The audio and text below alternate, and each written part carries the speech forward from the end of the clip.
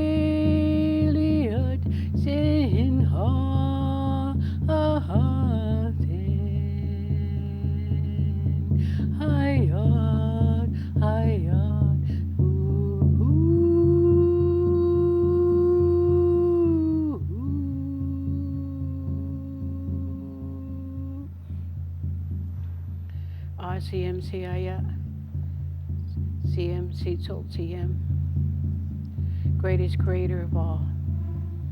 As we stand today, my hands are raised to you, great creator, thanking you for my day, thanking you for my journey, always remembering the path that I walk, remembering my ancestors, remembering my elders that are there with you, embracing the way, great creator, clearing the path that I ask you to do, clearing the obstacles that may be on the way, from the mind to the heart, great creator, clear those obstacles too, so I can think clearly and hear clearly.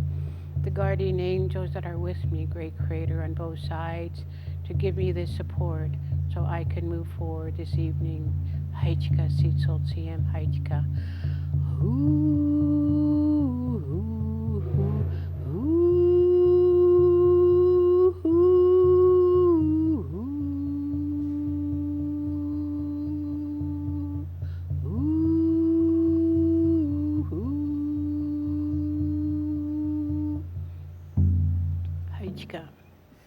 Haichka. So that's gratitude. Yes. It's remembering. Yes. And it's asking for guidance. Yes. It kind of lays the foundation of why I'm here. It also asks the ancestors and the old Solelos who are with us this evening to kind of give me, to settle my mind and to reflect back as to who I am. Mm-hmm. Who is Cetacea? And why to speak my words clearly, to remember their words, and where I came from and where I am today. And I think that's really important to remember them, because my words are their words. Yeah. And every component of it is their blessing. Yeah. And you were given the name Cetacea not when you were born, but later, right? Yeah, Cetacea came from me in 1990. What does it mean? Cetacea is a very special word to me. It came from my great-grandmother. In her time, she was somebody who shared knowledge. It was somebody who was always giving and putting all that wisdom that she held so dearly to the community, to walk the life of humbleness. Mm-hmm. And so she was known as the knowledge keeper, traditional Yeah. and custom. Yeah. So Cetacea is kind of embraced in that world where Right. she came from. And I was honored when I heard that she also was initiated in her time into the Longhouse and wears the same paint that I wear Yeah. today. So I was, and back then in 1990, I really didn't understand that the path that she walked was the same path that I was going to walk, Yeah. you know? And because the old people, the circle of elders then, were already teaching and mentoring me into sharing knowledge, sharing wisdom. And what I called it was from the mountains to the rivers to the ocean and back to the land, understanding each of those components and resources which each held so dearly. And many of those elders that walked that path spoke their language. And at the time, each one of them held their own traditional name. And I didn't know their name or spoke it. Now I know that each one of their names, Kwakwamiston, Yawanad, Klimtanad, Sitautaluk. Yeah. Each one of them knew some richness to an area that I hold today. So, I mean, clearly we both have ancestors going back forever, right? Mm-hmm. My ancestors, because of geographical moving, any cultural tradition is scattered to the winds and comes to me through university and college. But to feel that your ancestors have lived on this land for 5,000, 10,000, 15,000 years, so from the mountains to the river, to the land, to the ocean, means a lot. Yeah. And they've carried those traditions down over so many generations. Yes. Yeah, and it was in 1972 that I got introduced to archaeology. Yes. And even then, not knowing the importance of what that would bring to me today. Right. Of the doing burial recoveries and understanding what that would mean to our community from all the areas within this territory of ours. So this is when you're a teenager, you Yes. first explored archaeology. And learning how to do that work. And if it wasn't for my beautiful elders at the time to teach me the words, the language that goes with that sacred work, and to walk softly. So as I matured in life and understanding that role, I began teaching others how to do that work and the importance of it. Yeah. And I really believe at the time, if our leadership back in that day, 1972 was when they did Duke Point. When they built the ferry and all that stuff. And they destroyed some of the sites without having to go there, and how much they destroyed.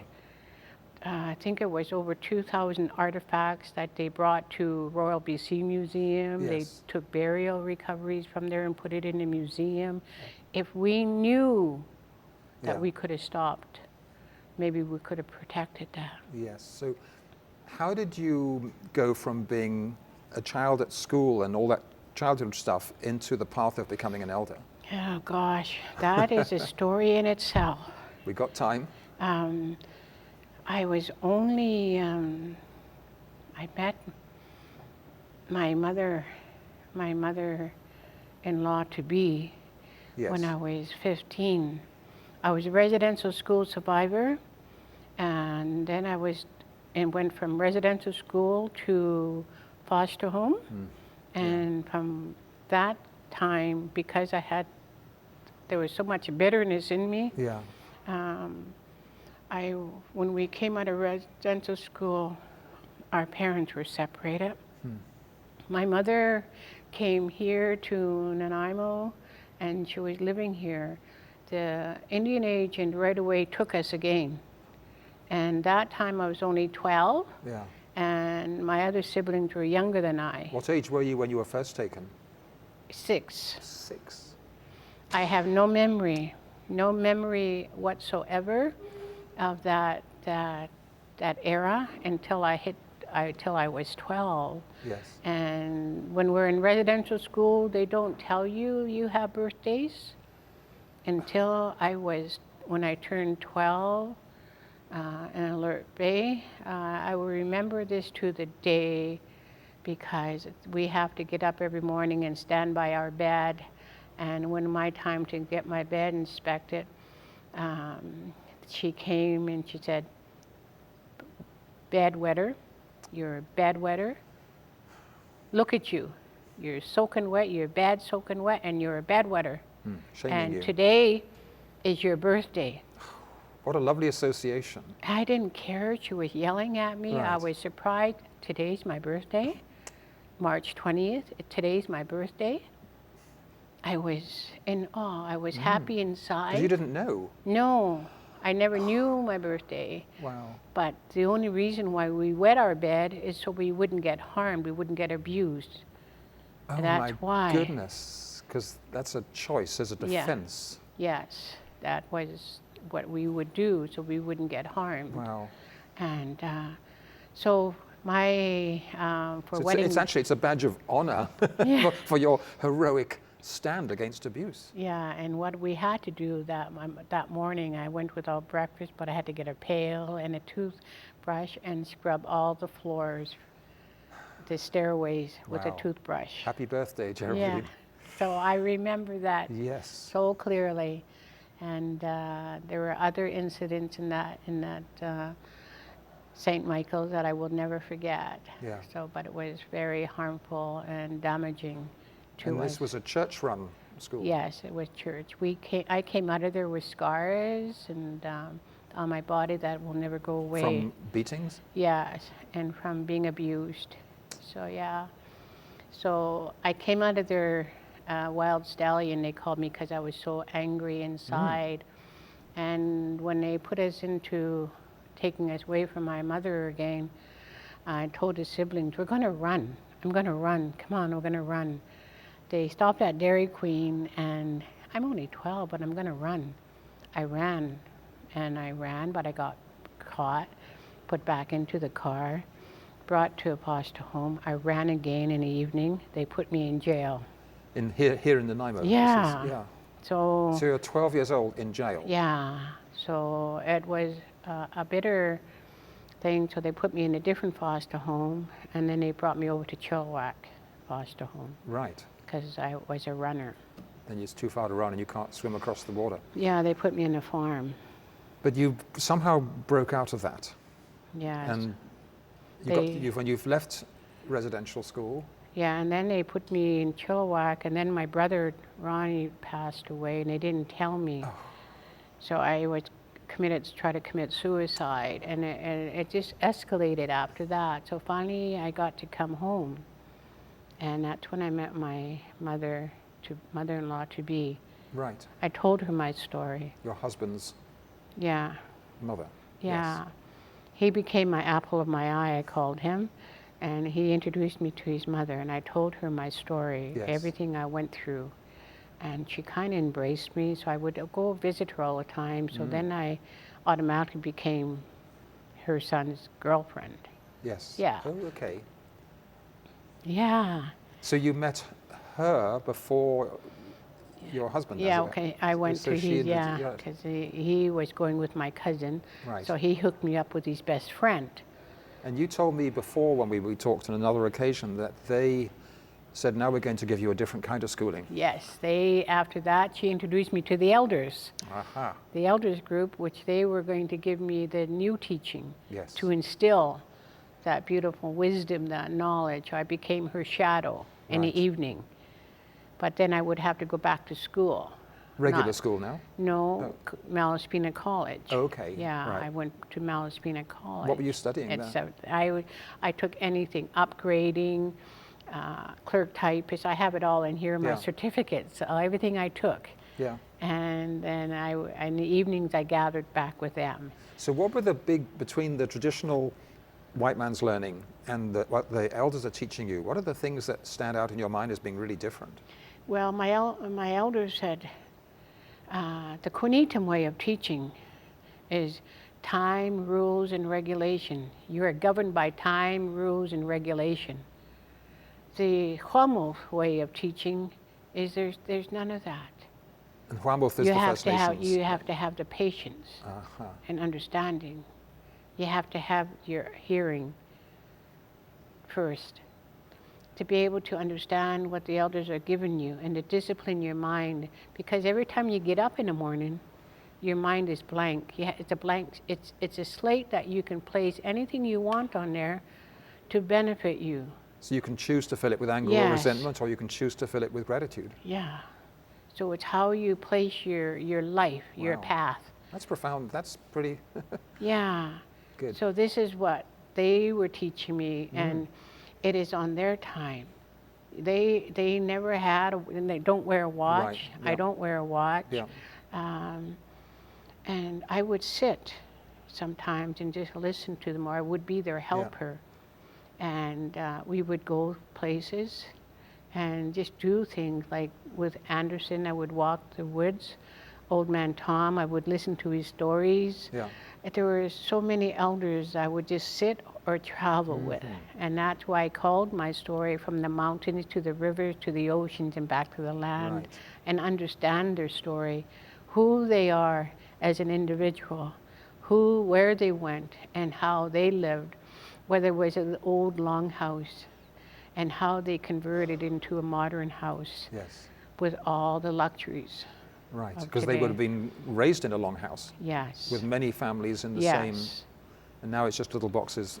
And how some of them retained their language. Yes. And how some of them retained their culture and their traditions. Yes. And how they raised their grandchildren, and the importance of raising grandchildren like we do today. Yeah.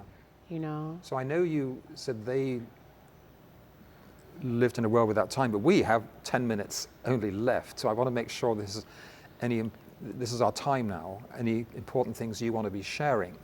So I want to step it up then to my. You see, after my old people passed away, I had one mentor who meant the world to me because I embraced her teaching. It is my Auntie Ellen, who just passed. Yes, Ellen White. Colossal. When I got initiated into the Longhouse, my Uncle Doug said, now it's your turn to teach her, put under your wing and give her some good teachings. So I traveled with Auntie. I went everywhere, culturally, traditionally, and followed her ways of teaching. And we traveled quite a bit together, whether that was in a longhouse or whether that was to teaching, to just sharing what we knew of each other.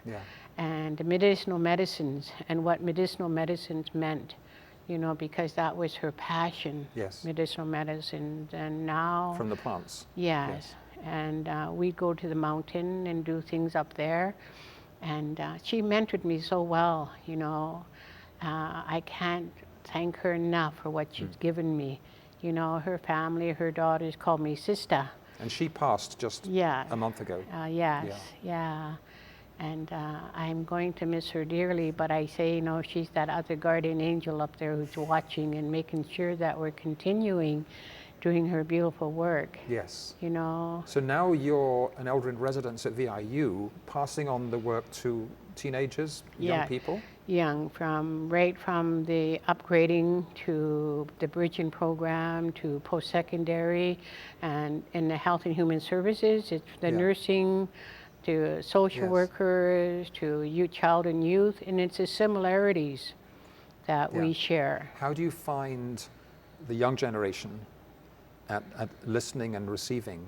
They're more eager. They're very eager to learn, to understand, wanting that cultural component of what they may not have in their pocket, I call it. You know, and to slow down. You know, get rid of that cell phone, get rid of that iPad, just fill your pockets while you have a chance to, you know. And now that new students are coming in, we have community cousins that are mentoring new students coming in. Right. Yeah, it's so powerful that this new era of students coming into campus. And if I'm right, this VIU program has been going on for more than 20 years. Yes. Long time. That's really impressive on VIU's part to to do this, right? Yeah, and now that we're faculty, Yes. we're able to go into classrooms and start teaching what we know. Right. So When you think about the future, the next 50 years, after your passing, which will one day happen, do you feel confident that the young people are going to be able to carry the traditions and the knowledge? Yes, because the resources that we leave them, whether it's a language Yes. or whether it's history, it will be all there now. Yes. Songs, it'll be there for them. Yeah. And the ones we mentor into our new positions, because we're mentoring as we're moving forward. Right. Yeah. So when they're facing the challenges of economic development, finding jobs, finding work, overcoming difficulties, this will be there as a sort of lodestone that's solid? Yeah, I think so, because, whether it's post-secondary, whether it's down to ABE class, Yeah. there are so many of us there teaching Yeah. culturally And what if the I'm land. right, this is not just Snuneymuxw First Nations, but all across BC. All across, you're very correct. Yeah. It's not just Coast Salish, it's Métis, it's Northern, it's Interior. We even have from way up Northwest Territory coming. Wow. Yeah. So the knowledge that you're passing on is way broader than just the Snuneymuxw teachings that you've learned. Yeah. We call it weaving. Oh, okay. Yeah, it's like a spindle whirl, bringing those cultures together. What is family? What is family to you? Yes. Tell us what family is to you. And then when you see that circle coming together, culture is so rich. Yes. Because sometimes we hear talk about how the First Nations argue with each other and have arguments. And is there a deeper coming together across geographical distances happening? Yes. Because we say, why are you arguing? Where does that argument stem from? What is the root of it? We are one. Yes. In here. You think of it as a longhouse, that rather than going in class, we bring them outside, take your shoes off and feel the earth. Yes. That's where it all begins. Right. Yeah. And what do the rocks mean to you? The rocks are very powerful. They carry energy. I strongly believe that, anything that's in nature, you can hold it. Yes. And if it's just sitting there, you can put your own energy into it and pass it on to somebody else. So if you've got a rock that's got a petroglyph on it or that's been special, what I'm hearing is that this has been special for people for generation after generation. So all of their energy is present in that rock, which is why it's so important. It is very important. So people in Christian culture know that about their graveyards and stuff like that. But do we really appreciate the power of those? And that's why we need to begin talking about the importance of these sacred sites, such as the petroglyphs that we have within our traditional territory, whether it's up in Harewood Mine Site or whether it's over on the highway, whether it's over on Gabriola or in the museum. Because I know there's a tendency with my culture looking at things, it's just a thing you look at and it's interesting. And we're not taught to learn to listen to it, to understand the depth of the psychic component that's been there from so many generations respecting it. And it can come back to life if you have the right words. Like Hutlex, the north wind, who controls wind. And this is a rock on Gabriola? Olabar Point, yeah. Or the one on Newcastle is the same thing, the cousin to the north, to the wind, who has that power to control the wind. Right. So now that the Snuneymuxw are governing Newcastle Island, which has got a different name, hasn't it? Cetacea. Can people go and learn this culture about the rocks there? Yes. They can learn all the history that's connected to the island. Right. So it'll one day no longer, Newcastle's a town in England where they grow coal, so it's it has a deeper name. Yes, yeah. Yes. Yeah. I believe that if they take the time, they can learn the whole history of Snuneymuxw. Yes. And you have there's a double level of learning, because within the Snuneymuxw culture, there's the passing on of your wisdom, but then part of truth and reconciliation is for us white people to listen and learn and appreciate as well. How do you think that's going? It'll take time. there are still steps to come forward on it, but it'll take time. Yeah. You know, there are individuals who are willing to take that step. Protocols, there are so many different types of protocols with Snuneymuxw.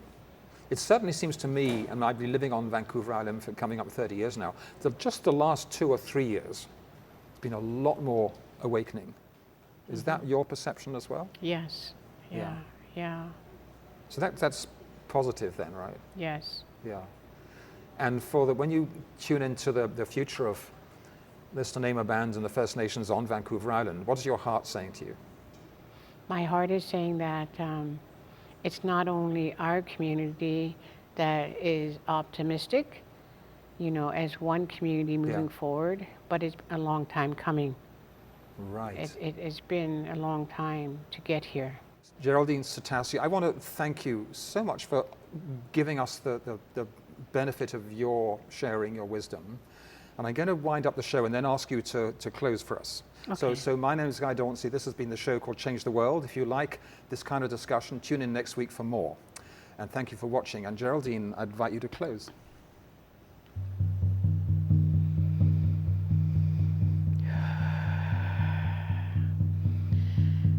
Hi, Joe. Ha, ha. Hi, Joe. Ha, ha. Ha, ha. Was me.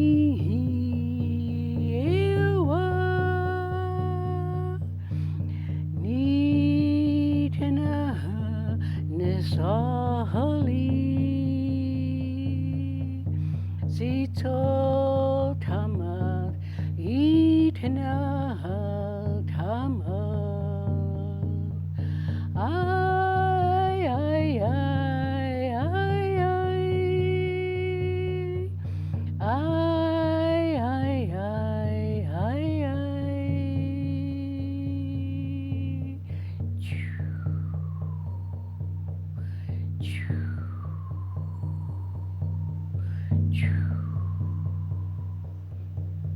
RCM, Cetacea, Haichka. Thank you, guardian angels, for being here. Thank you for clearing the path. Thank you for guiding me along the way. I raise my hands to you, Cetacea, my guardian angels. Haichka, Cetacea, Haichka. Whoa.